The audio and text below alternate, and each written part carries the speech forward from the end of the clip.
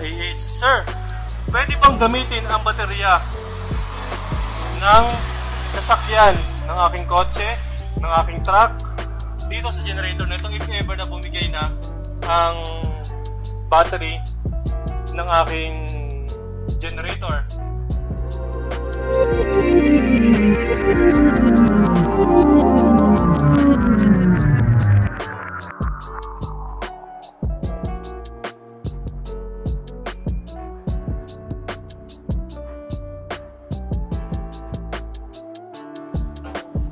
So ito po yung physical features ng ating Marlboro MB8000A.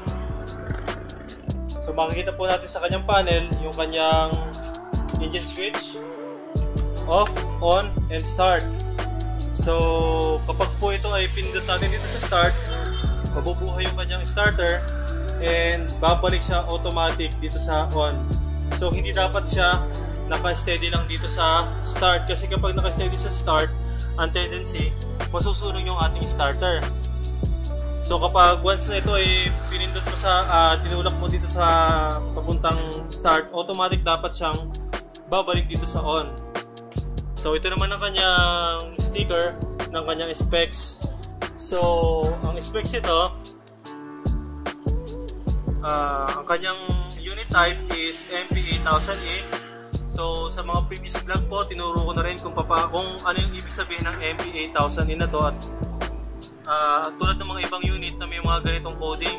So i-recap lang po natin, itong MP, ang ibig sabihin ng MP is Marlboro 8000. So ito yung kanyang maximum watts. Ang naman sa dulo, ibig sabihin siya ay electric start. So ganun pa rin, ang kanyang alternating current voltage is 220 volt ampere, 220 volts and 60 watts, and 60 hertz. Ang rated power po nito is 7,500 lamang. Ang kanyang max power is 8,000 watts. So 8,000 watts yung kanyang, 8,000 yung nakalagay sa kanya, pero ang kanyang rated power lang is 7,500. So ganoon po talaga ang mga generator. Yung max power, meron siyang max power at meron din siyang rated power. So hindi tayo magbe-base dito sa mga coatings niya. Halimbawa 8000E, hindi tayo dito dapat na tumitingin kasi meron talaga siyang rated power. Ito kasi max power lang siya. Yung rated power at max power is magkaiba. So ang power factor niya is 1.0. And ang rated current niya o yung kanyang amperahe is 34 amperes. Ang DC output niya is 12 volt with 8.3 amperes. Ang kanyang speed is 3,600 RPM per minute. So ano po yan, basic din yan, 3,600. Ang kanyang weight is 93 kilos. So gross weight niya na po yung 93 kilos na yan. So ang kanyang running temp is 40 degrees Celsius. And ang kanyang max altitude is 1,000 meters. 1,000 meter above sea level. So mahalaga din po itong kanyang elevation, dahil hindi mo siya pwedeng dalahin sa mga matataas na lugar. Pero most likely, karamihan naman sa atin sa Pilipinas ay mababa, lowland lang, low-lying lang. Pero na lang sa mga urbanized cities natin like Baguio, Cordillera, so medyo matataas yung lugar na yan. Kailangan alam natin yung sea level elevation niya para mag-a-adjust tayo ng konting settings sa engine niya. Yun lang naman. Ang alternator naman walang magiging problema eh. Yung engine lang ang may problema kapag sa attitude yung pinag-uusapan. So this is AVR na siya. Once na tumaas yung requirement ng ating kuryente, automatic na magtataas din yung kanyang RPM. Ito naman ang ating DC output na pwedeng mag-charge ng ating mga AC, which is 8.3 amperes.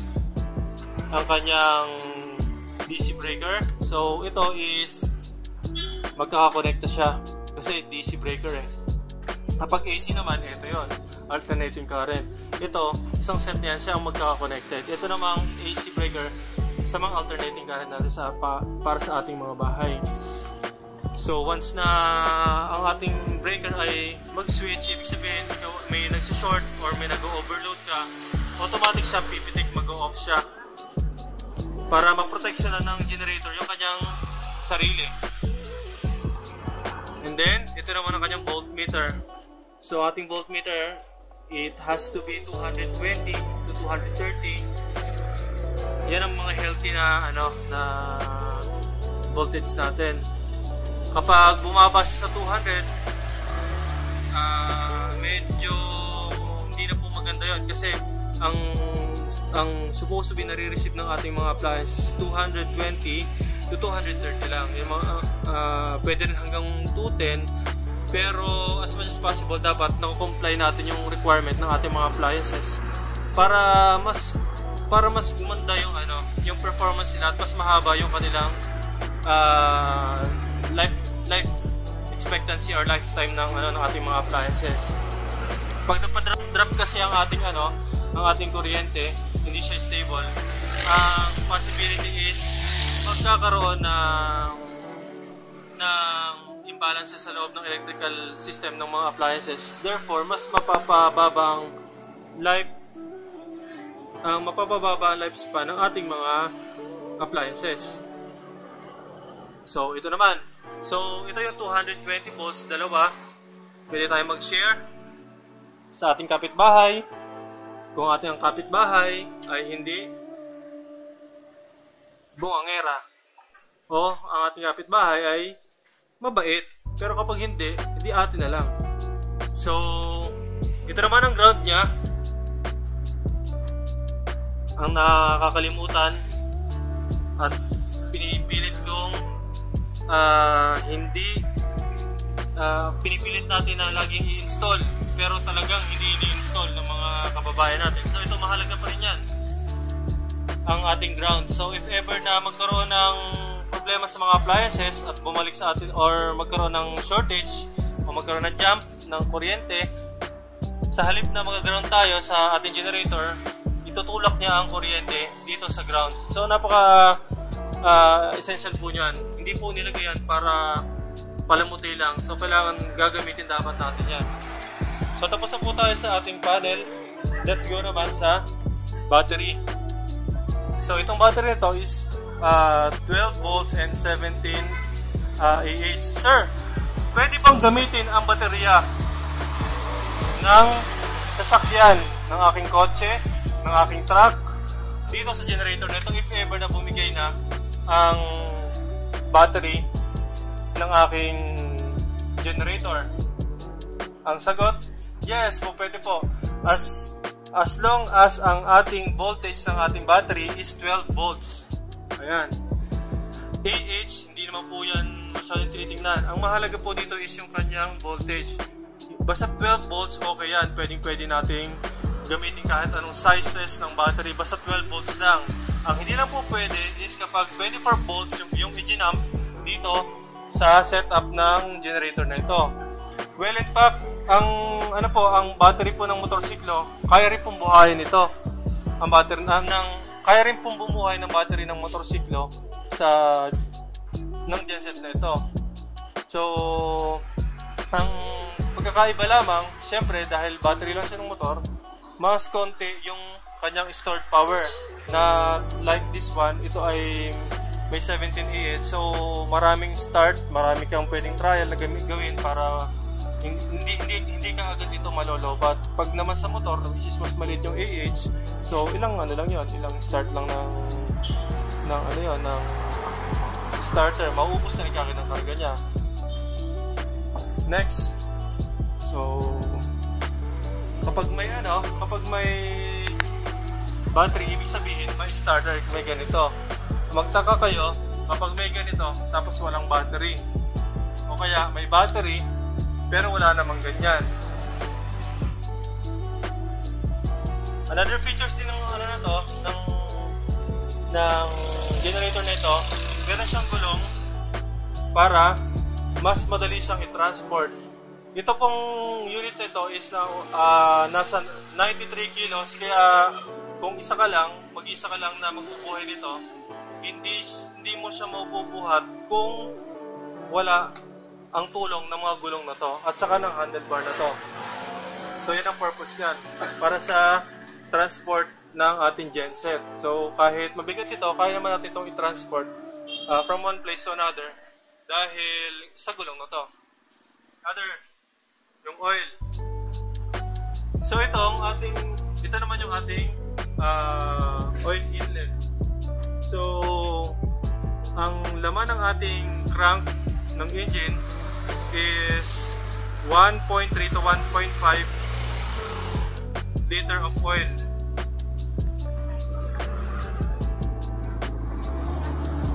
Ang tamang level ng oil ay hanggang sa bago mapuno.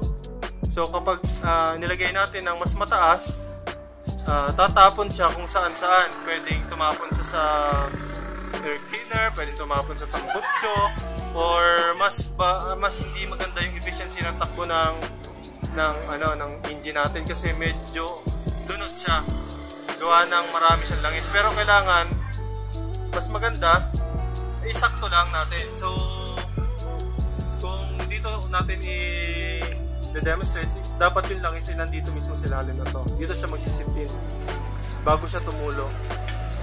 So wag nating pipilitin na punuin, tataob pa natin siya para lang maraming laman na langis. So hindi po advisable yun. Kung ano lang po yung recommended oil level natin, yun lang po ang ilagay natin na langis. So dito naman natin makikita,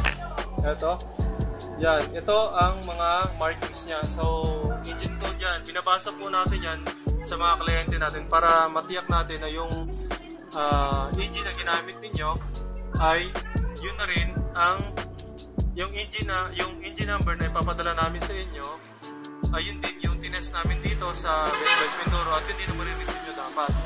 Hindi tulad ng mga ibang seller, pinapakita lang nila once yung generator o yung kanilang unit sa umaandar, pero wala namang markings na magpapatunay na yun talaga yung nireview nila. At yun din dapat siyempre ang marireceive ng ating mga client.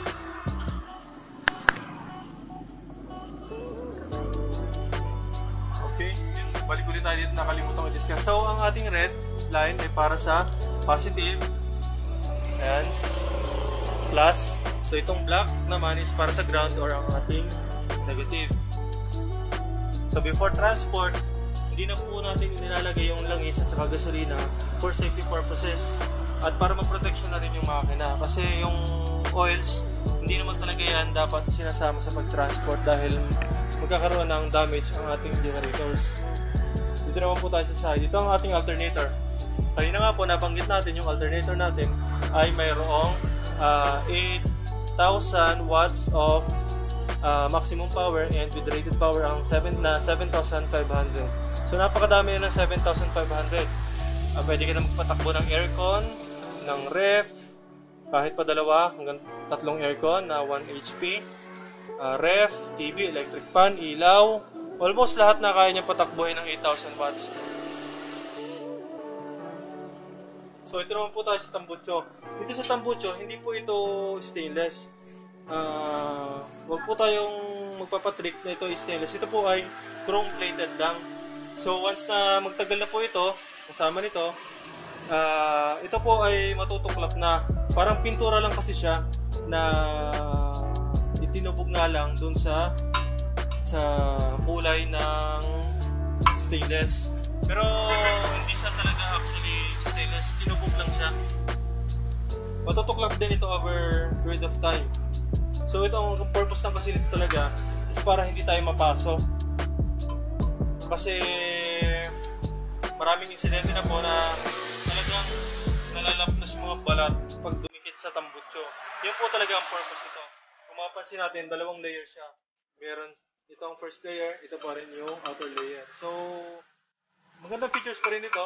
At least may safety para sa mga sa mga user at saka sa mga bata na rin. Pero as much as possible, hindi natin dapat papalipitin yung mga bata sa mga generators. Lalo na kung buhay ang generator. Okay? So, ito naman ang ating spark plug. Okay? So, after a year ng usage, pwede na tayong mag-check at subject for replacement na yan. Ito naman ang ating carburetor or carburetor.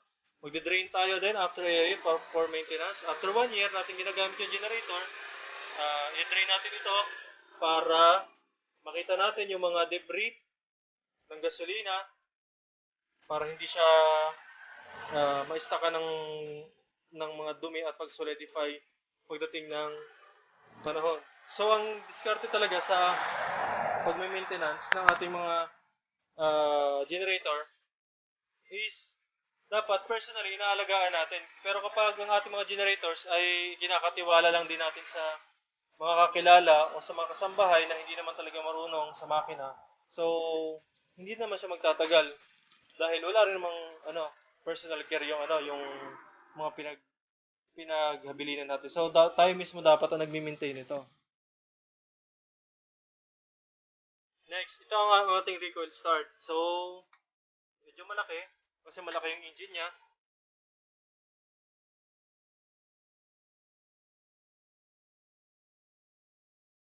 Then, ang ating tank. So, yung tanke natin, ang estimation namin dito is around 20 to 25 liters. Gawa ng napakalaki talaga niya. Ang konsumo ng generators natin ito is around 1.3 to 1.5 liters per hour.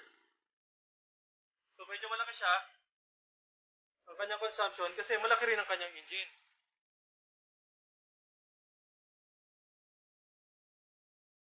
Okay, start muna natin to para makita natin na working siya.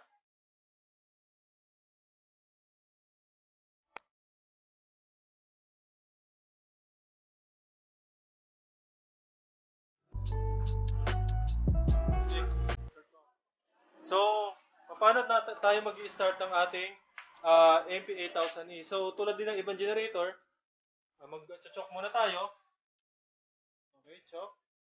And then, on.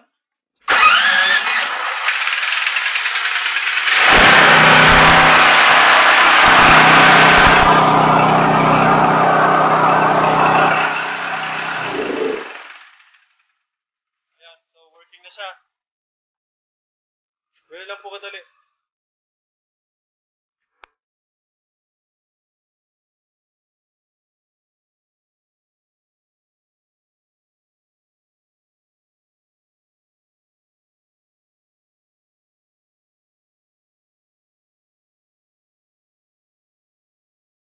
Delikado rin kasi yung may gasolina habang tinatransport. And then, tatanggalin po natin yung battery connection para iwas ng mag-short.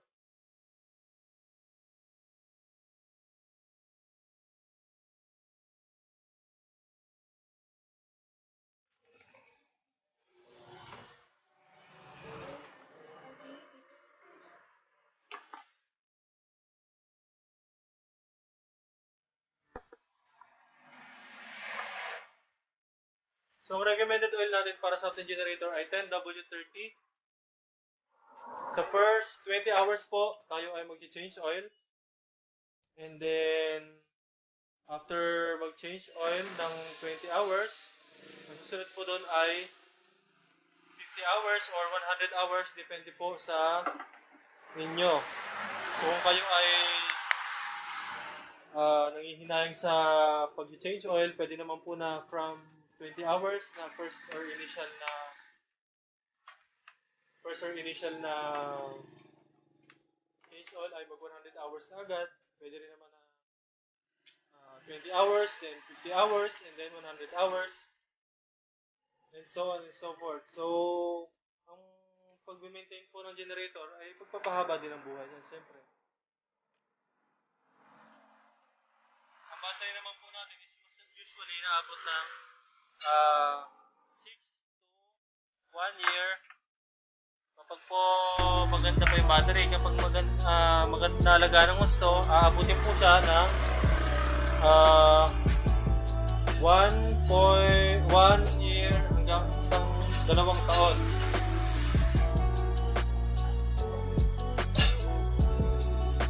So, hinihipan niya para mas mabilis yung pagbaba ng ng langis.